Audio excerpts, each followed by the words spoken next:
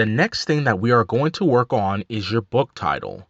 So once you get done with the front and the back matter, then congratulations. You are finished with what I call the interior of your book, which is all of the writing. Now it is time to focus on the exterior of your book, which is everything on both the outside of your book and what people will see on websites when they click on your book.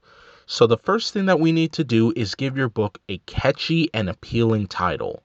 Now, you may already have thought of and conceived of a title beforehand, and maybe it was even in the pre-writing stage or during the mid-writing stage when you were writing your book. However, I saved the title selection until this point because for me, I used to select a book title and worry if my story would fit the title. I would try to build a story around my title instead of letting the story come to me, and I would always fail at that. So that is why I have left the title part until I am finished with the book and until this stage in the course. So if you already have a title for your book that you want to use, perfect. Feel free to move on to the next video. But for those of you who might be struggling on how to title your book, here are some tips for you. One thing that you can do is use the list of titles that you created during pre-writing, and then once you have that list, you can reread your story and see if the titles from that list fits the story that you have written. And if one of those titles does and you feel that it would work best for your story, you can use that as the official title of your story. If that doesn't work, then the first thing that I want you to do is to look over your book and see what stands out to you. Is it a character? Is it a place? Is it a group of characters? Is it a scenario that they are in or some major factor in the plot or a particular ability of a character?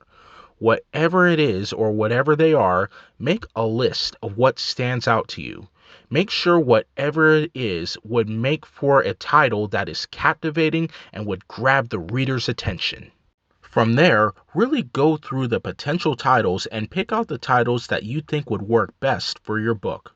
What you may need to do is make your titles that you wrote down for your book a little more appealing. For example, say that you've written down a title called The Black Staircase in the Middle of the Floor Under the House. You may need to clean that up a little bit. So what you can say is simply The Black Staircase.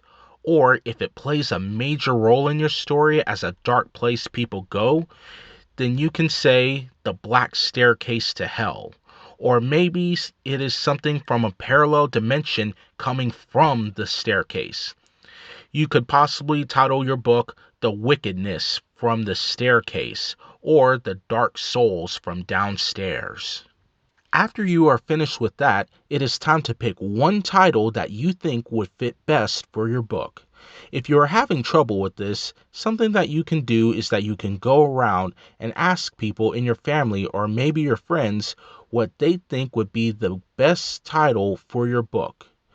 And what you would need to do is bring the titles as well as a description of your book, which we will work on shortly, and ask them what they think would fit best.